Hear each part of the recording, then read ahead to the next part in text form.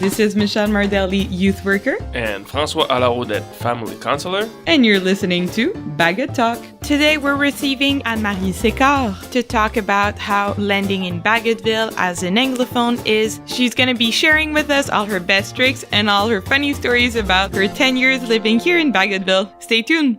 What's up, everyone? Once again, welcome to Bagot Talk. How are you, Michelle? I'm good, you? You seem funny today. Happy? I'm always funny, but I am happy. So why so happy? Because our dearest friend Anne-Marie is with us today. I'm saying friend, but she's also our colleague. We work with us.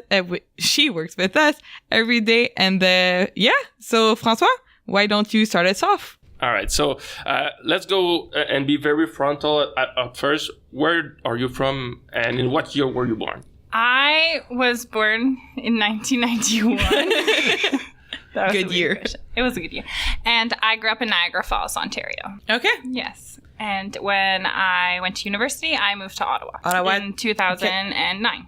Okay. And today you're coming to our podcast because you are part of the military life here in Bagotville because your husband is in the military. Yes, my husband joined in, I think it was 2014. So for how long have you been together before you joined the military? Blaine and I were together for 2 years before he joined. So okay.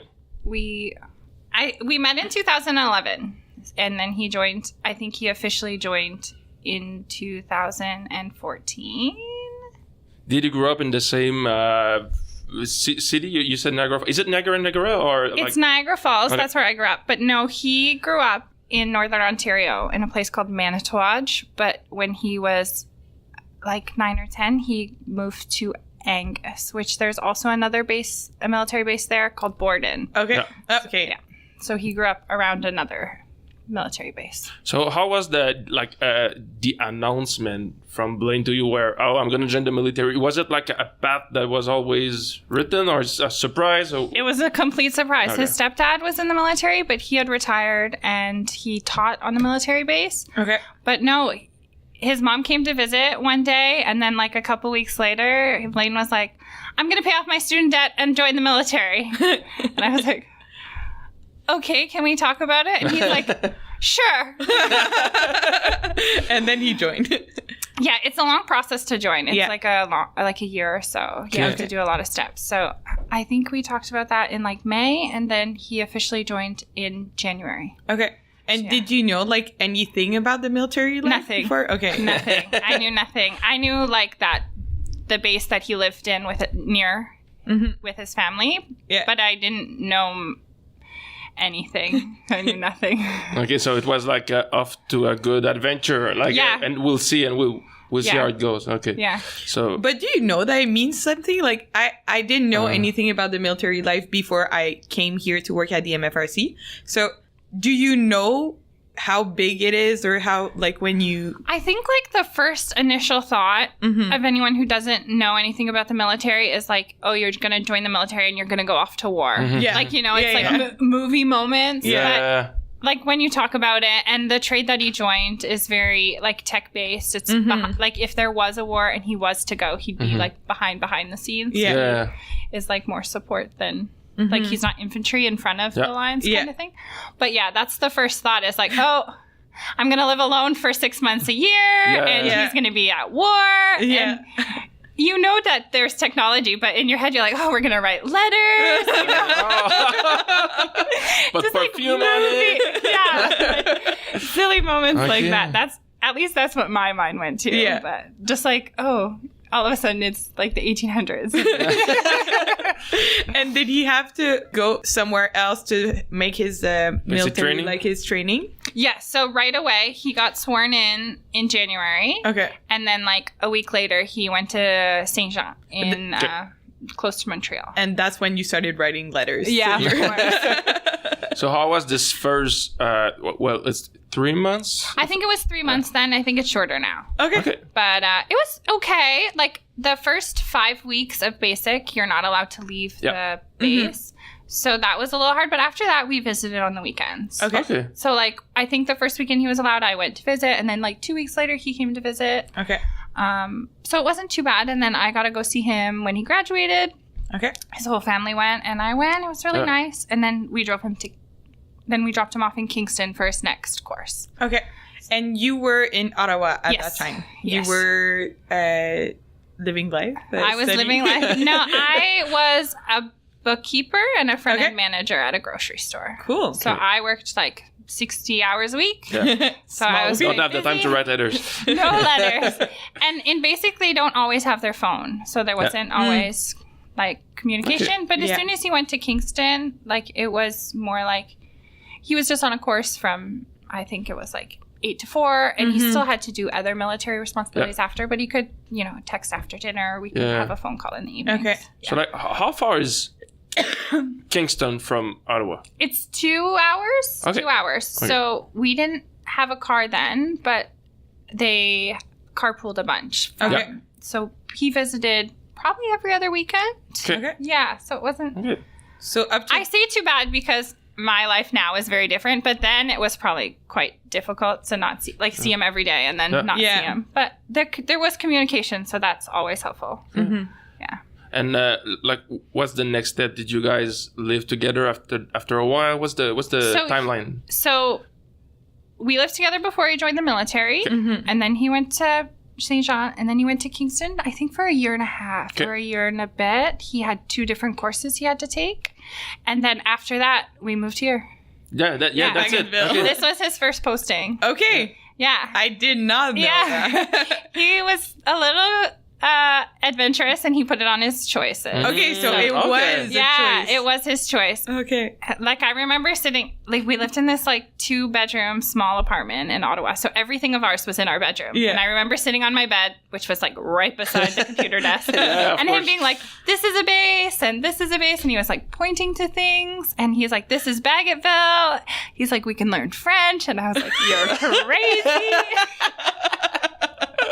We can learn French. I was like, I don't know French. Oh. And so it was also like financially, I was like, if we go there, then we have to financially plan for me not to work. Because that's another thing Yeah. about if you move here as an Anglophone and you're both working before, when you move here, there's no guarantee that you're going to be able to, 1, have a job in the field that you work in, Yeah. 2, have the same pay. Yeah. 'Cause Yeah. Quebec's payroll is different than Yeah. other provinces. And 2, even be able to get a job. So Yeah. that was like, so we looked at our finances and we were fine. So we said, all right, let's do it. Let's do it. So we Okay. put it on a list and it was picked and he was posted here. What were the other choices? Just by curiosity. I don't know. Okay. I'm sorry. I don't know. It's okay. I know that he wanted to, like, he joined the military to have adventures. So I don't think they Yeah. were in Ontario. Yeah, Okay. yeah. Like, we wanted Yeah. to Makes sense. go out and about. So how like what were your first impression landing or driving in Bagotville? What's the first thing you So thought? we got the opportunity to come up here to see our PMQ. Okay. Usually it's just the military member that comes out, but I had vacation and we drove. So Okay. we drove So out. sort of an HTT, I guess? Kind of, yeah. Okay. There's another acronym for it, but I Okay. forget what it is. Okay.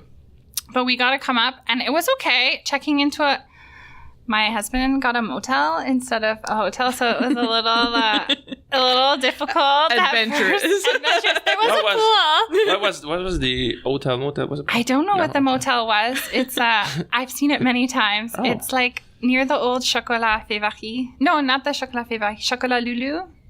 The one that's like all the way along the water. On the Boulevard Saguenay. Yeah. Yeah, Okay, yeah. it's out there. It has a nice pool and stuff, but checking in was a little scary Okay. because he spoke better French than I did. Like Okay. he remembered some of his high school French, but so we checked in and it was fine.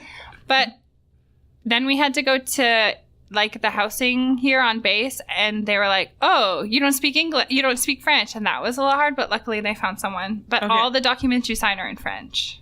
Ooh, For so the you PMQ don't stuff. know what you're... Yeah, they like talk about it and they tell you everything. It's probably changed now. Like Okay. I moved here 8 years ago. Okay. So 8 years would be 2015. And 15. Yeah, Quick so math. we got here, like we officially moved here the last week of June in 2015. Okay. Yeah, we were here for Canada Day. So, Okay. yeah. But not Saint Jean Baptiste, so in that week we moved here. Yeah. 8 years for one posting is a lot. Yeah. It is, yeah. And it was supposed to be 5 to 7 years, but then COVID extended it. Yeah. Of Yeah. course. And then fast forward to last year, my husband turned down a posting. So Okay. So because you enjoy it so much here? yeah, we just love it. So what was like, let's say, your first year in Bagotville in, let's say, the 99.9% French region? What difficulties did it brought? What was the... It was hard, Yeah. but like I'm a very outgoing person, so I wasn't willing to just like stay within the English community, and I wanted to really go out. I went on EI for the first 6 months. EI being It's like unemployment pay. It's through the government. It's because I left. If you leave your job to follow your significant other in the Canadian military, it's like if someone loses their job, it's like that pay. Okay. So I think I went on it for 6 to 8 months. So that brought me to January. And then I took the summer off and then I started French class right away in September. French class the here at the MFRC. MFRC. Yeah. Okay. So I took the second. In January, I got a job as a nanny for a family that had 4 kids. And then I still continued French class because it was part-time. Okay. So then I took the next level from, I think, January to May, I believe it was. Okay. Yeah. And then... So you had a full year of French class? Yep. And those were like once a week, twice a week, I guess? No, they were 4 mornings a week. Okay. Oh. Yeah, they were, I think it was Monday through Thursday, 8:30 to 11:30. Yeah, it was more immersed. Like it was very... And my first French teacher didn't speak any English. Oh. Like nothing. She could say hello and yes and no. That was pretty much all it. So it was really, for me, it was really good. I know some coworkers of mine took the same class and they struggled, but you had to look like up every single word in the dictionary. Yeah. And like anything you had to ask or want, even if you had a question about one of the questions on your document, you had to like look up words to ask her the question. Oh, you need to make up the question like in French. Yeah. But that's how I learned Spanish in my old classes. That's our teacher was like, I'm only speaking to you in Spanish, and you're like, well, I don't know what you're saying to me. I remember leaving the classes, like I couldn't do anything after them because it was like 3 hours of pure French, and I remember just laying on my couch every day for like a solid hour. Like, for people listening right now, the class has changed. Our teacher right now is amazing, and she does speak French and English, like because those French classes we still offer today. Yes, and I guess like. Apart from the French that you've learned, you were looking for that sense of meeting new people. Also, I guess it helped with that. It was really good. I still know everyone that I met in my first French class. So only one of them still lives here. So yeah, it was really good. I got to meet a lot of people and we would go out for dinner sometimes, and it felt nice to be with Anglophones, but be able to be in a French community and order all in French, and no one's judging you because you're all struggling. Yeah, so that was of good. course.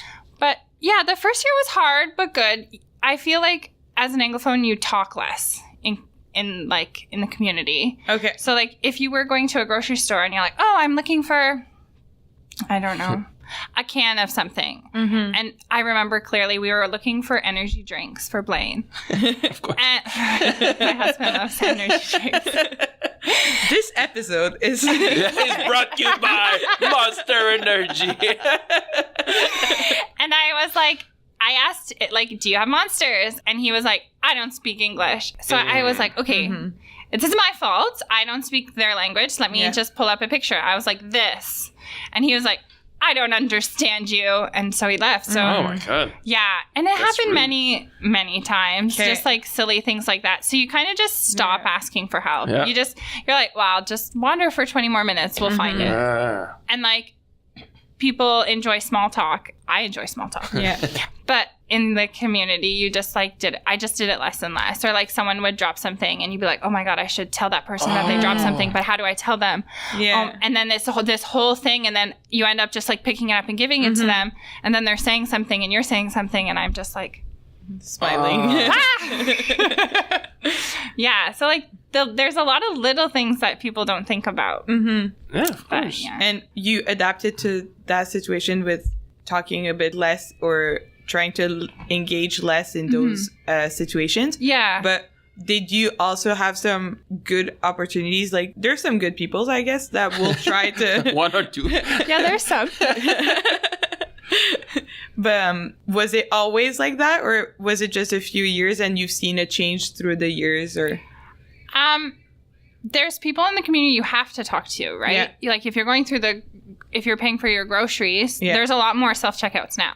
But like if you're going through your groceries, you have to talk to them. You have to ask for bags. You have to say, oh, debit card, or you know what I mean? So I think just like the more you did it, the more confident you became. But I still wouldn't go look for someone to ask if they know where something is. Maybe, like if I'm really struggling, but in English, I would, if I saw someone, I'd be like, oh, I'm looking for this. But now I'd be like, no, I'm just going to keep looking until I'm desperate. So it does get better because you practice so much. But I think your habits do change if you live in a community where you don't speak the first language. Okay. Yeah. You just put headphones and then you just wander in the grocery store looking for something, and a little bit, and you learn more French, and so you can read the signs. And well, grocery stores are hard in French and English. I wander all the time, and I speak French. So, like, talking about learning French, that's a good chunk of it. And if you manage to work in a French place, I guess that's where it explodes. Like, you have so many opportunities to talk French. So after being nanny for this family you talk about, what's the next step? Because you found a job, right? Yes. So I actually took 3 French courses. I took the first one. I think then they were labeled like AB. And then I took CD with a different teacher who did speak English. Okay. She was absolutely wonderful. I still love her. Many people still talk about her. Okay. And it was CD, but I didn't feel confident to go on to the next level, so I did CD twice. And that's as far as I went. Yeah. So I did AB and then CD twice. Because there are different levels. There is different levels. I think now they go by modules and stuff. Yeah, exactly. And it was still 4 days a week. I did all 3 of those at 4 days a week. And it was really, really good. And it's free, right? Was it free then? I think then... Right now it's free, but... I think we paid like $50. Okay. And then if you showed up to most of them, you got $25 back or something like that. Okay. And it was mostly just to pay for the documents, like all the... Because we got a bunch of workbooks and papers and all that stuff. So I think we got like... We ended up paying like $20, $25. It was nothing for... It had to be like 3 or 4 months, 4 days a week. So it was a really good price. Cool. And I know that childcare was half price too. Yeah. Still the case. Still, yeah. Right. Yeah. So after that, what did I do? So I was the nanny and I did it 2 or 3 times a week. And then one of my friends worked at the MFRC as a receptionist, and there was an emergency case where they needed an emergency babysitter. Yeah. And they had a list here at that time, but there was no one available. So she knew that I was a nanny. So she asked if I was available. So then I went to an emergency nanny or an emergency babysitter position for the MFRC as like, an out person. Yeah. So then I did that. The family reported back, I reported back, and then I came in the next week to get paid. And then Kristen was like, do you want a job? And I was like, oh, like my French isn't that great. And she's like, that's okay. And I was like, okay, sure. And then I think, and then I was called back for an interview. I had an interview with you and Kristen. I was there. Remember that. Yeah. Were you? Yeah. Yeah, I didn't know. Interview with Kristen. Anne-Marie. Kristen and Francois did my interview, and they were like, the questions are in French. And I said, okay, but I'm going to answer in English. And they're like, but we're going to ask you in French. And I said, that's okay. Yeah. I can't represent myself well enough to answer in French. And they're like, that's absolutely no problem. We need you to just answer one question in French at the end. Yeah. And then I got hired here. Yeah. So that was like 6 years ago? I got hired in 2017. Okay. Yeah, me too. Yeah. Oh, okay. So I'm pretty sure you said mine was one of your first interviews that you had to do. Oh, yeah. I've been working here for like a couple months only. Yeah. So working with children, I guess, it's a good way to practice your French also? Oh, yes, because they don't care. They don't care if you say ton boîte à lunch or ta boîte à lunch. They don't care. They got it. They're going to go get their lunchbox. Yeah. And I had a bunch of coworkers that were either francophones that spoke English really well or completely bilingual. And the programs that I worked, because I worked the preschool program, literally everything you said had to be said in English and in French. Okay. So I learned a lot of words. Yeah. Because if you wanted to say it in English, you had to know the French words first. Okay. So, and then most of the coworkers in the MFRC at that time spoke just French. Yeah. So you had to adapt. You had to learn. If you want to blend in. Yeah, if you wanted to have like a balance at work and not just hide, I guess, then you had to push. You have to push yourself. And I do feel like that here too. Like, I know that it is nice to come here and have accommodations in English, but the way I always looked at it was like, I'm the problem. Like, I don't speak their language. I'm the problem. But I know sometimes it's hard to get into that mindset because you get there and you're like, why doesn't anyone help me? Like, I'm struggling, and then you feel like everything else is the problem and you just need help. Because when you're in a state where you're just lost, it's hard to be like, look from the outside. Yeah. So. Especially that language barriers are a big thing because there's so many different components to it. And then, as you said, just in the grocery store or just going to talk to a doctor, or if you need something, like if you're looking for the potatoes and looking for them, that's one thing. But if you're looking for medical advice, or like you have to get a health card, you have to get your driver's license. If you have a car from outside of Quebec, you have to get it inspected before you can get it insured and stuff. And that was scary because they're like, you have to go to this garage, you have to call, and we're like, you have to what? Call in French? Because I remember, like, we've been talking a lot, but you were telling me that a lot of the times what you prefer is places where you can just send either an email or a messenger or something, and then so since I moved here in 2017, a lot of businesses didn't even, this is gonna sound bad, but a lot of businesses didn't even have like proper websites. You couldn't reserve tables for restaurants. So then COVID came and everything. COVID was horrible, but COVID came and everything had to be more digital. So I don't have to call to make a reservation anymore. I can book it online. I don't have to call to make a reservation for like if I need blood work done. It's all done online. I don't have to call if I need. Or I don't have to show up and talk to someone and explain what I need if I need to renew my driver's license. Like, it's already all the information that they need is already put on the computer, and I just click on my options. And then when I get there, I don't need to communicate what I need and what I don't need. You told me the story about the la sac for your car stuff. Like, it used to be you go in this building and then you have 4 options to check. And I'll remember that forever. We were just standing in front of this like board that had like 5 options, and you have to press one of the buttons so you get a number that correlates to the right, so it brings you to the right people. And we were just standing there. We probably stood there quiet for a solid minute. Blaine and I just like looking at the board, then looking back at each other, then like looking at the board. And then this gentleman came over and he's like, oh, you just press this button. Here's your number. And we were just like, merci. It wasn't the right number. Couldn't be. But we got up. So that was good. But yeah. And then it worked out, which is a funny story because 2 years later, I found out that because of miscommunication, my birth date was wrong on my driver's license. So then you can't eat free twice at restaurants. Well, except I couldn't prove my real birthday. Yeah. And I feel like it's not... I think that was, like this person that you met in this grocery store was like, I don't speak English, blah, blah, blah. I don't feel it's because they're bad person. Oh, no. It's just that they get stressed too. They're like, whatever language it is, I don't know nothing about this. But they know the words. They know they just got cut red-handed, I feel. Yeah. And like without swearing, it's like, well, there's jerks everywhere in every language, in every city. It has nothing. Sometimes it has nothing to do with the fact that I didn't speak English. I mean, I didn't speak French. It's just, maybe they were having a bad day, or maybe they're just a jerk. It might be. Yeah. There's been a couple moments where, like, you go somewhere and maybe, okay, you guys probably don't do it. But, like, if you're going somewhere, even something like McDonald's, you have to pre-plan what you're going to order so you can say it. And, like, in a way that they're going to understand. And I had, like, a free coffee. And I remember I was like, oh, I have this. Can I get a free coffee? And a guy was like, I don't understand you. And I was like, okay, just like a large coffee, 2 sugar and 2 cream. He's like, oh, I don't understand you.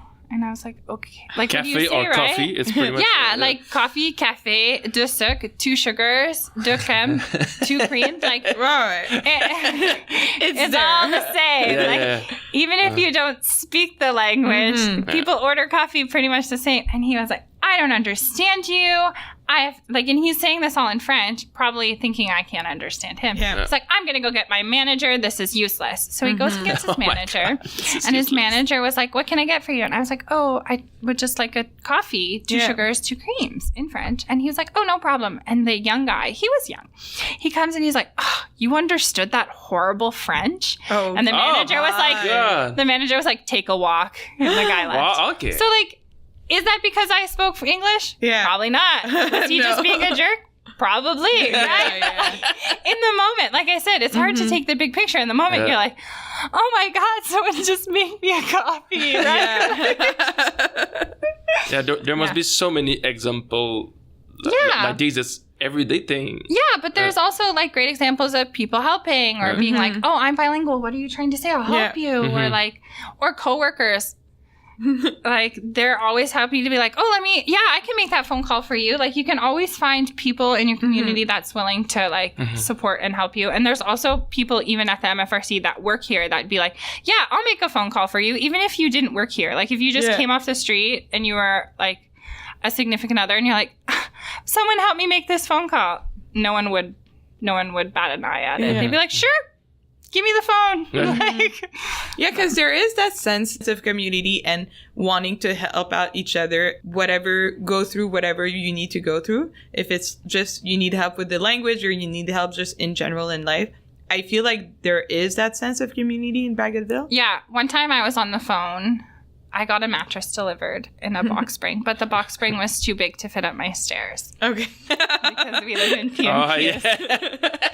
So there's like an option to get like 2 smaller ones that make a big one. Yeah. But the company had called me and they're like, oh, we can do this. And I was just like, 1 second. And I like put on shoes and ran to my next door neighbors. And I was like, help. And luckily I knew them. But like the wife that I was friends with wasn't even home. So the husband helped me. But like, yeah, there's definitely people like that would have no problems making a phone call. Yeah. But it is nice that there's so many options to do online now. Yeah. But you still have to make phone calls. But the online booking is a big game changer. Yeah, for everyone, even for a bilingual or French person, I prefer that. Yeah, my husband doesn't want to talk to anyone in any language. Did he learn French while at work? Your husband? Or is he still like surfing with his French from high school? No. So he took a French course through the French program for the military. I think he was given 6 months. I'm not sure how many levels he took, but he was in it for 6 months and it was COVID. So he got to do it from home online. Okay. Oh, yeah. Yeah. And he took exams. So he does have like a French profile on his, good. On his military but stuff. he does have like a lot of the anglophones that we see here at like in the community have a base in French, and sometimes I guess from all those bad interaction they've had with other French people that sometimes they're so scared of just talking in French. And you were saying just before, like talking with kids is easier because they're not gonna judge. They don't care. Most of us also like, I don't care if you say mon boîte à lunch, ton boîte à lunch. Like, François, he's from Saint-Félicien, and he says it wrong also. No, but just to veux I guess that sometimes some people will try to, as you said, it's hard to put yourself out there and just be that vulnerable in that language. Like if everyone moved somewhere for even just 2 weeks, not vacation, like not lived in a hotel, like actually had to participate in the community for 2 weeks somewhere that you didn't speak the language, everyone would be much nicer. Oh yeah, you're right. Because even like my family in Niagara Falls, my grandmother, she works at Tim Hortons, and years ago she'd be like, like it's the construction 2 weeks. Everyone's speaking French. Yeah. I'm just so mentally tired when I come home. And she was nice about it, but you could hear it, like the annoyance. Yep. And then, like, as years went on and she's traveled, she's like, oh, why are my coworkers so annoying? Cafe and coffee is the same thing. You know, like when you like get to see and experience it from the other side, you're like, oh, I was the jerk. I was the jerk. And we've all been a jerk. Yeah. And you do have to put yourself in that immersion, right? Like you said, you started French classes, and the French teacher was purely French. Yeah. So you had no other choice than to understand the language. I know that. Is it easy to stay in that Anglophone, very easy comfort zone, I guess? Very easy. You can. It's hard because if you don't work, then you don't get out of the English community, because I personally can't be friends with someone who is completely francophone. I'm happy to hang out with them. I'm happy to communicate with them, but I can't be like good friends. I wouldn't call them up. I just, there wouldn't be enough. I don't know. It would be difficult. I guess it would be very difficult. Yeah, there wouldn't be much depth. Like, we could talk, we can hang out. I have coworkers that I want to know how their kids are and how their life is, but I wouldn't be like, your husband's struggling. Do you want to talk about it? Because I wouldn't be able to talk about it, and they wouldn't be able to communicate with me, if that makes sense. Yeah, totally. But it's very, very easy to find English families and English friends and stay in that English bubble. Yeah, it's very, very easy to do that. But, like, on the military side, though, like, Blaine did take French course, but he took it in 2021, and we moved here in 2017. So, like, that... I thought about it. I'm like, it's far. Yeah, so, like, it was 4 years, I guess, of him, like, working on the base and speaking English, and not, like, he didn't have the opportunity to take the French course. Yeah. So, as a civilian... Well, as a spouse, you can have the MFRC courses. And I know there's some courses offered in the community as well for English. Yeah, for sure. Yeah. There's also, like, the, like, here at the MFRC, all our services are in English also, or at least bilingual. Or we try our hardest with the accents that we have. But there is if you don't want to be with us at the MFRC or, like, take the classes from us. Yeah. As you said, the city offers it. Yeah, exactly. A couple places. It's offered somewhere else or closer to your home, wherever you live.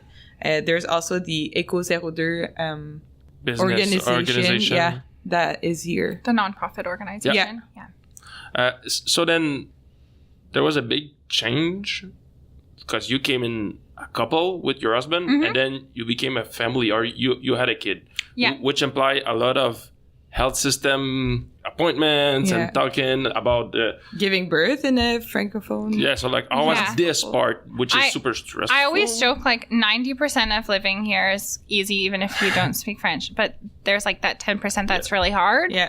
And then 8% of that is healthcare. Yeah. Because like I've been to the merge myself. Like I had scarlet fever. Thanks to working with kids. Yeah.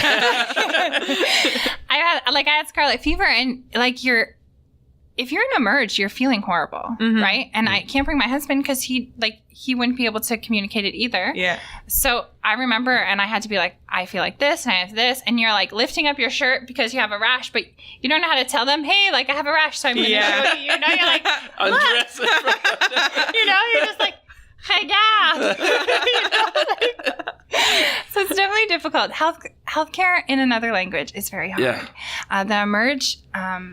I haven't met a doctor here that doesn't speak English. Okay. I don't think, I think most of the doctors speak English because their paperwork and their research. Their studies. Yeah. Their studies, all their books and their textbooks are all in English. So I've never seen a doctor, but think of all the steps you have to get to the doctor. So you get in and you're lost. You don't know where to go, and you got to take a number, but you got to take the right number. And then you have to go through like the paperwork, and then you have to go to the triage nurse, and that's the person that you need to communicate what's wrong. So that was hard. But so that when you're by yourself, it's different. Like you're representing yourself. But when We went through infertility, so we had to go through the fertility clinic. That's also, it's in the Chicoutimi Hospital. So that it's the same thing. You go up and you have to take a number, and then there's like an office that they're like, oh, do you have an appointment? So all those steps are French, and then you go to the nurse and they're French. Like it's just until you get to the doctor that you can have an English resource, and then all your paperwork's French. So because we did go through infertility, there was a lot of the hospital that I knew, and a lot of this, like a lot of the steps that I knew, and that kind of stuff. So because of that experience, when we did go to have a kid, I was like, oh, whatever. If they speak French, it's fine. If they speak English, it's fine. But it would be scary because the person you're with all day while you're in labor is the nurses. So, and like, what helped you in that, like, so I had lived here for 6 years by then, so my French was much better, and you can get here, if you're looking for resources, you could get a doula who's bilingual, or you could go to the Naissance de Maison. Yeah, and they do have some bilingual people there, and if you're not comfortable, like they can come with you to the hospital as well. Okay. And then I think there's resources to get paperwork in English now, and I know that they could get you a translator. Because Saguenay is getting better. Very much. At the, just there's more and more either Anglophones or even people from different ethnicities. Sorry. That are coming here. So Saguenay is adapting right now. Like we're in 2024. So yes. A lot thank God, but a lot has changed in the past years. Yes. But it is a slow change. Yeah, like we always joke like, oh, you just have to get to the doctor. Yeah. Like you just have to, right? Like by all means. You have to do your best to just get to the doctor, because when you get to the doctor, you can say all the things that you need to say. Yeah. But even just like now that I have a daughter, she's almost 2.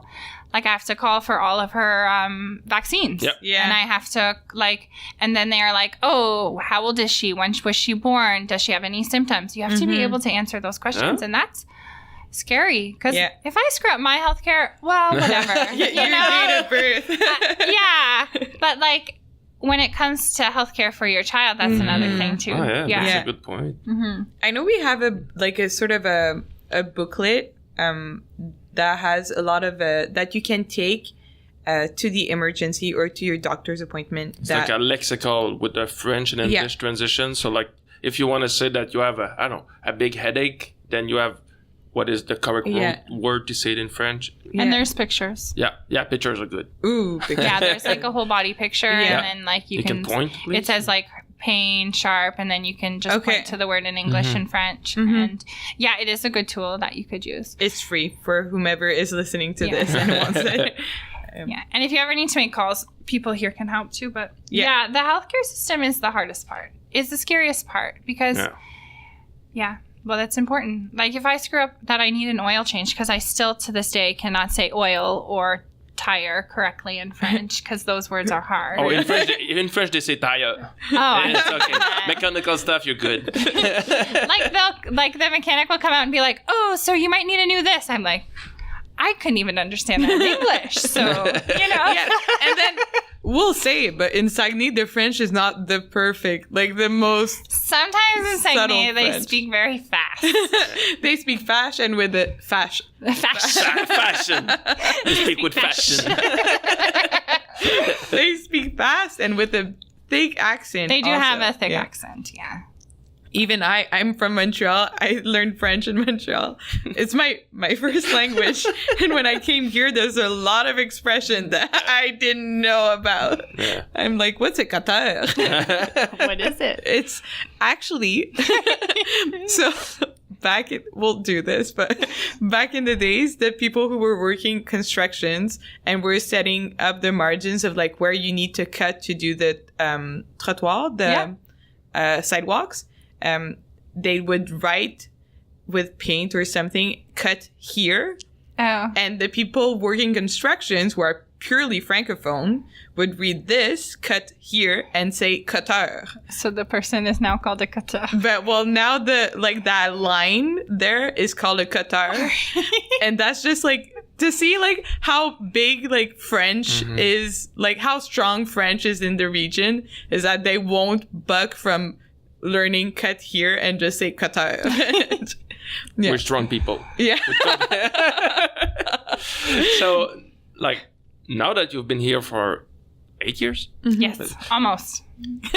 What do you wish you knew before coming in Bagotville? Is there something you said, oh, if only I knew this or that, it would have been so much easier? Do you have any tips? Or I think I wish that I would have learned French, but I think that's irrelevant. I think coming here, you just have to be an open mind, and if possible, like, try to give everyone grace, because it sounds like, it does feel like you're alone. Like you're, at least when I came here, Blaine and I, like, we were just together. We weren't married. We were just together, and you get here and you're like, oh my God, this is crazy. Because not only are you in this French world, you're also in a new base, new people, new friends, like everything's new, right? Yeah. Even if you do speak French, moving here, it could be scary and lonely and hard. And I guess the best advice I have is just go do things. Like, try to like go to the library or join things at the MFRC, or there's a lot of things that PSP offers. There's yoga classes and stuff like that. Try that. Go to free swim on, like, if you want to stay just in the MF, like the community on base, that's okay too. But just get out there and see people, and but it's still scary. Of course. I don't. And could you find, like, what is the biggest upside of Bagotville? What's the best thing about it? Apart from meeting us. Yeah, of course. Of course. Do you think that, like, we often call the Bagotville PMQs or the Bagotville community the small village Gaulois? I don't know how to translate it. It's a small village in the middle of a whole French community, and I know there's a lot of Facebook groups and stuff like that. Is there a strong community thing? Is it? Yeah, so there's there's a French page and an English page on Facebook, but everyone I know, no matter the language you speak, is on both. Yeah. It is a good community. Like, if you need help with something, people are willing. Dogs always run away. And they're like, oh, like, if you lost your dog, you will find it very fast. And if you found a dog, you will find its home very fast. It is a good community. Like, everyone is always willing to help, and it's a safe community. Like, kids play in the streets, and the rent is cheap in the queues. Well, of course. Compared to, let's say, British Columbia. The cost of living here is wonderful. That is a very, very good reason. Like, it is a good positive thing. That is one of the reasons that my husband turned down a posting last year. Yep. Also, childcare is very good price, and hard to find, but good price. Hard to find, very good price, very good. The people are awesome. You get more money from the government in Quebec for having kids too. There's a lot of things to do in the community, especially if you're outdoors people. There's like hundreds of nature trails or parks or activities. There is a lot of family-oriented things here, which is really nice. Now that I have a kid, you have access to those. But even before I had a kid, like Blaine and I would always go to like Rivière du Moulin. It's like the nature trails. It's right near Walmart on Talbot, and it's like in the middle of the city. But you would just pull in, and then there's like kilometers and kilometers of walks and trails. You can go bike riding, or I think you can rent like canoes and kayaks. And stuff. You can. We used to go there once or twice a week. We love it. So there is a lot of things to do in the community. We're not winter people. Hey, me neither. There's a lot of winter sports too. Like, if you're willing and you put yourself out there, you could find something new to do every day for a whole year. Like, there's so much to do in the community. Are there places, as you being an Anglophone, that you recommend? Like, going there is easy. Going there is, like, if you want to tip your toe in the water, or dip your toe in the water. Dip. To like practice French? I guess, or just like places that Like a safe space where... a safe space where you're like, oh, this place I've been a couple of times, or you went to the library. Are there English books? Are there? In Jonquière, there's a library, and I guess all upstairs is all English. Oh, cool. So it's pretty calm. My coworker actually just told me she takes her kids there once a month, and they go hang out upstairs. And because there's less people upstairs, then they don't have to worry about your kids being quiet. So that's good. Oh, yeah. My daughter and I go to the library all the time. It's really fun. She's 2 and cute, so she can be loud and run around. So it's different if you have like a 7-year-old. Or your cute. baby is ugly. You can't do it. There's no such thing.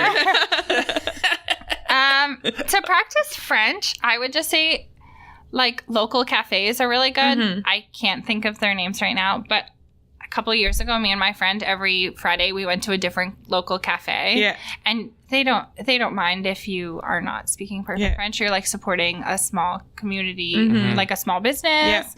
Yeah. And you can sit and you can usually the waiters are pretty open to talk and chat if you want. Cafe, latte, these are good. And the words are not too hard. And you can always point. But if you did want to practice, that's what I would recommend, like little local cafes. And there's lots. But even if it's not a local cafe, like if you went to like a big chain like Starbucks, they're happy to listen and communicate. And they're fine with it. If you don't drink coffee, there's like bubble tea places. They would talk to you if you wanted to practice French. But if you just wanted a quiet place, I don't know. I don't do quiet. That's funny. And I feel like I don't come from an English backstory, or like my family is not English at all. And I feel like the second language learning in here, like in Quebec overall, is pretty good. But like for the English, I feel like everyone goes out of high school with a correct amount of English. It's just a matter if you care about it or not. Yeah, it's always like, I think it's always a matter of like, do you want to try? It's a matter of intent. Like, do I want to try to understand you, even if you're speaking another language? And that's how like you're going to be able to understand people or feel or make other people feel comfortable in talking to you and being open to that conversation, because communication is 90% nonverbal. So at that point, the words are just... Oh, yeah. Sometimes I don't understand the words that people are saying. And I'm like, oh. Just nod. Well, you pick, like, if you only understand 2 or 3 words in a sentence, you can usually, like, piece it together. Yeah. You just try your best. And then if we had to finish on that note, like if you had a message or something to say to people who are coming in right now or have been here for a year or 2 or are struggling a bit, do you have like a phone number people can read? No. Anyone can always message me. I am very open. You're like a veteran. We used to have... when I moved here, actually, someone was diagnosed. That's not the right word. When I moved here, someone was Blaine's like designated person to talk. Okay. So before I moved here, I joined the Facebook group and I found a friend.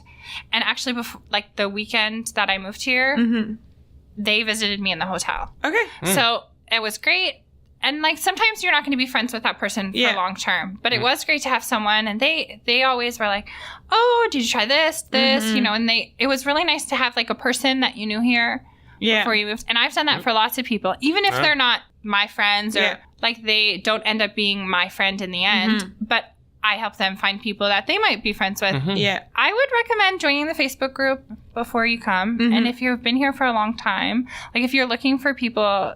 Like, if you're looking for a hobby or someone to be friends with, there's lots of people on that group. Yeah. And you can also post anonymously if you have questions and concerns. That's a nice tool to have. Yeah. And then I guess participating here in the activities, like, not because I want to, like, I'm not pushing our activities to you guys who are listening to us right now.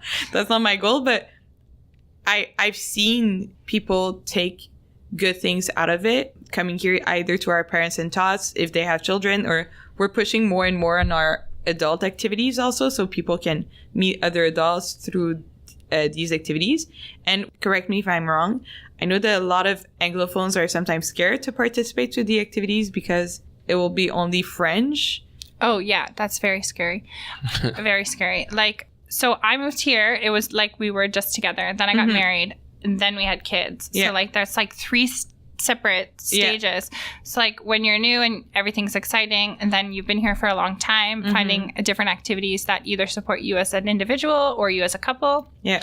And then it's the same thing when you have a family. It's like activities that support you as a family, then you as an individual, and then maybe just activities that my husband doesn't want to go to, then me and my daughter. You know, like there's a lot of different, or like date night. So that's like supporting different little pieces. And it is scary. When I came here with my daughter, and I worked here, but I was off for a year before I had her. Well, I was pregnant, so I stayed home. And then I had her, so I was off for almost 2 years. When I came here for Parents and Tots, it's a wonderful program. There's always lots of parents. But I remember one day it was 2 francophones and me. And I hadn't spoken much French in a year, but it is a little nerve-wracking. So if you come and you don't speak English, and the people who come are all francophones, don't be discouraged, because the clientele changes so often. So if you do come to a program, say a craft night or Parents and Tots, or even PSP, you go to like a yoga class, the clientele changes so often that even if you do feel like,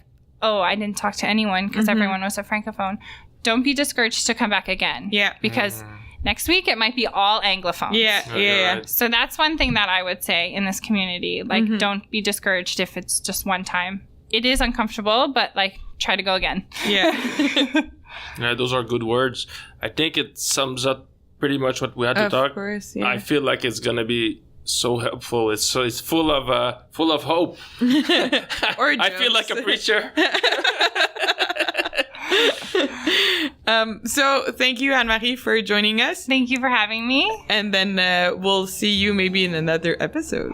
Goodness, lucky me. All right. Thank you so much. Bye, everyone. Thanks for listening. And stay tuned. Thank you for listening to Bagot Talk. Follow us on our Facebook page, Claquette à Bagot Talk Podcast. See you soon.